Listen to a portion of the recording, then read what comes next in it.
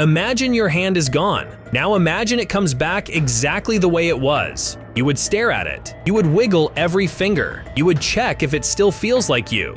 Then one thought would hit you harder than the missing hand ever did. How did your body remember the design?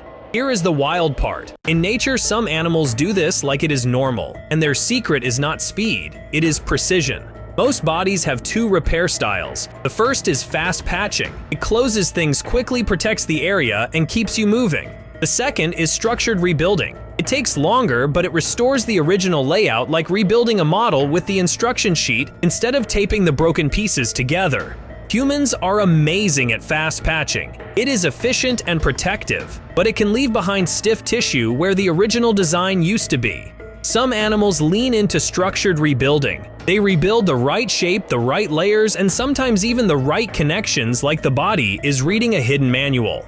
There is one more detail that makes regeneration feel almost unreal. It is not just growing more material. It is growing the correct material in the correct order. Bone where bone belongs. Muscle where muscle belongs. Nerves routed where nerves should run. The more you learn, the more it feels like the body is following a plan. Now here is the real question. Some animals can rebuild their bodies again and again. What exactly are they doing differently? And is there a way humans could learn from it? Before we get into that, let's first understand how animals actually do this. Limb magic. The axolotl looks like a friendly underwater character, but it has one of the cleanest rebuild systems on Earth. If it loses a limb, it can regrow a new one that works with bone, muscle, skin, blood vessels, and nerves that reconnect. The story starts right after the limb is lost. Cells near the wound stop acting like they are stuck in one job forever. Instead, they loosen up. They become flexible again, like workers dropping one uniform so they can help wherever the project needs them. Those flexible cells gather into a temporary rebuilding zone. Think of it like a living construction site. This zone is not just a pile of cells. It is organized. It is active. It is constantly receiving messages about what to build next. Then signals guide the build step by step. The body does not grow a random lump and hope it turns into a limb.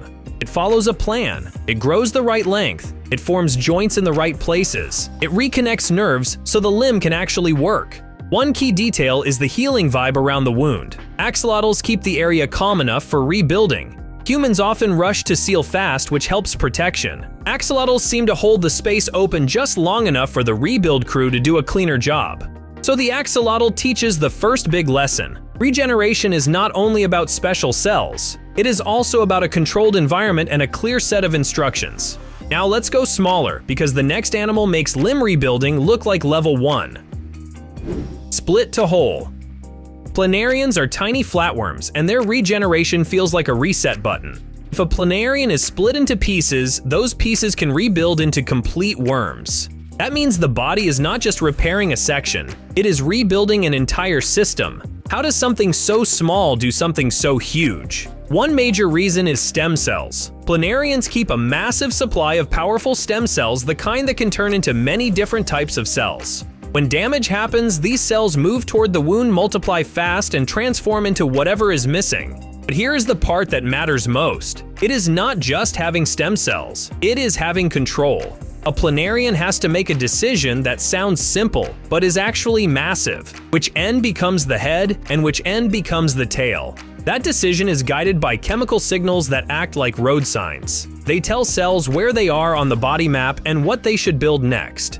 That is why Plenarians are studied so heavily. They show what regeneration looks like when the body always has building blocks ready and always has a navigation system guiding the rebuild. Quick pause, because I want you in this. If you could borrow one ability so far, which would you choose? Axolotl, Limb Magic, or Plenarian Split to Whole? Tell me in the comments and keep it simple. Just name your pick and why. Now let's jump to an animal that hits closer to everyday life, because it repairs the one organ everyone thinks about when they think about health. Heart replay. Zebrafish can repair heart damage in a way that makes researchers pay attention. In humans, major heart damage often leads to tough support tissue that holds shape, but it does not beat like real heart muscle. That is why long-term recovery can feel limited. Zebrafish do something different. Their heart muscle cells can temporarily switch into a repair mode. Instead of staying locked in a do-not-copy state, they re-enter a growth phase, rebuild working heart tissue, and then return to normal. This is a big clue. Healing is not only about what cells you have, it is about what your cells are allowed to do after damage. Zebrafish heart cells are permitted to rewind just enough to rebuild, then they lock back into normal function. It also shows another pattern. The best regeneration is not endless growth. It is growth with a stop button. The fish rebuilds what it needs, then it shuts the program down. So far, we have seen a limb, a full body reset, and a heart comeback. Now the next animal surprises people the most because it proves cleaner rebuilding is not only a fish and amphibian thing, it can happen in a mammal. Smooth skin. The African spiny mouse has a special escape trait. Its skin can release more easily, helping it slip away from grabs and scratches in the wild. That sounds intense, but the real story is what happens next. This mouse can regrow skin with impressive quality. It often heals with less visible scarring, and it can restore details that many mammals do not rebuild neatly, like hair follicles. In simple terms, it restores structure instead of just sealing a surface. That matters for one big reason. It breaks the idea that mammals are fully locked into rough patch repair. At least in some tissues, a mammal body can lean closer to structured rebuilding. It also hints at a deeper truth. Regeneration is not a single on or off ability. It is a collection of settings. How much inflammation shows up, how long the wound stays open for rebuilding, how strongly the body calls in flexible cells, how well signals guide the final shape. And this brings up a question many people ask. If a mouse can heal cleaner, why do humans not do more of it? Part of the answer is control. Better rebuilding requires cells to multiply and shift roles, and that demands strong rules, so growth stays organized. And speaking of rules, the next animal shows that regeneration is not only about cells and signals, it is also about who delivers the instructions. If you are enjoying this video so far, take a second to like and subscribe. It helps more people find the channel, and it keeps you ready for the next deep dive. Nerve command.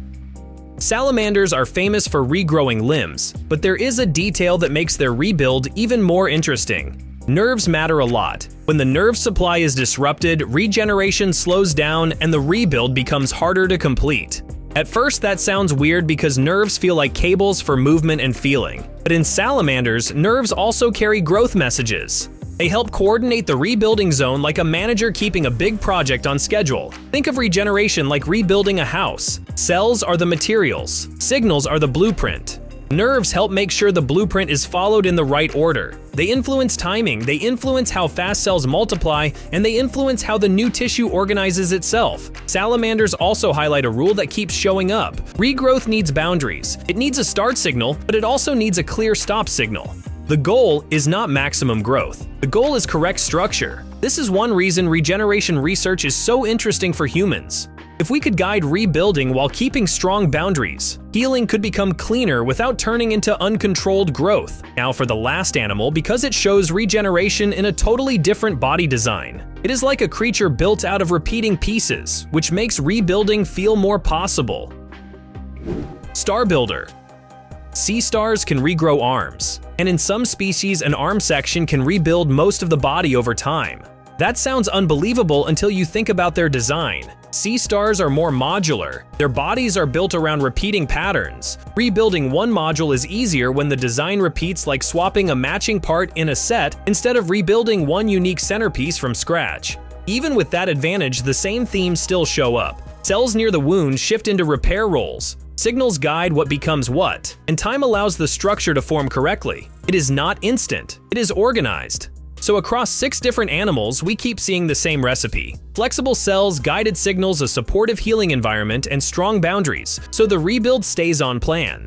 Now let's connect this to humans in a realistic way that actually matters. Humans are not missing every ingredient. We have stem cells, we have growth signals, we have repair programs. The difference is that our settings strongly prefer stability and fast sealing. That choice has benefits. It protects the body quickly, it keeps the system steady, it helps prevent problems from spreading. But it also means we often repair with a patch-style approach, and over time, patch after patch can add up. That is one reason people talk about wear building up with age. The future of human regeneration will probably start quietly, not with dramatic limb regrowth, more likely with cleaner repair inside the body, better recovery in organs, less stiff buildup in tissues, more complete restoration after stress. That is also why better repair connects to a longer, stronger life. Living longer is not only years on a calendar, it is how well your body restores itself after all the normal stuff life throws at it. There are a few practical ways to support your repair systems right now. Keep inflammation balanced. Inflammation is part of healing, but when it stays high for too long, repair can get messier. Build and maintain muscle. Muscle is a reserve that supports strength and recovery. Protect your sleep. Deep sleep is when your body runs a lot of maintenance work. Support circulation with regular movement because blood delivers oxygen and nutrients and helps clean up. And reduce constant wear from habits that keep your body stuck in non-stop patch mode. On the science side, researchers are learning from these animals to design smarter healing, better wound repair that restores smoother tissue, better ways to guide stem cells so they rebuild organized structure, better control of growth signals so repair stays stable and targeted. The goal is not wild regeneration. The goal is safer, cleaner rebuilding. Which animal blew your mind? Would you want regrow mode? Drop your thoughts in the comments below. Like always, if you enjoyed the video, be sure to give us a big thumbs up and leave us some love in the comments section. To keep up to date with all of our awesome videos, be sure to hit subscribe and turn your notifications on to never miss a thing. Until next time, do take good care of yourself.